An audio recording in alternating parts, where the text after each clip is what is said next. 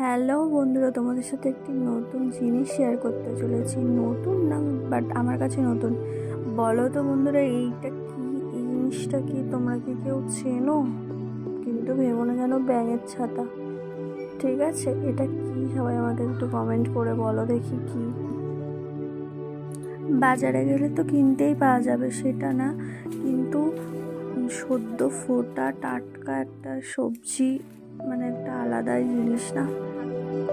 By দেবে, আমি ভুল বললাম, এটা কিন্তু কোনো সবজি না। এটা কি জাতীয় একটা জিনিস সেটা তোমরা বলো দেখি। তো এটা রান্নার জন্য কেটে নিচ্ছিলাম।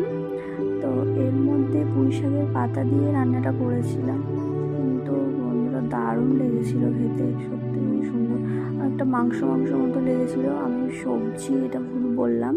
তো এটা কি জাতীয় জিনিস জেনে বলো।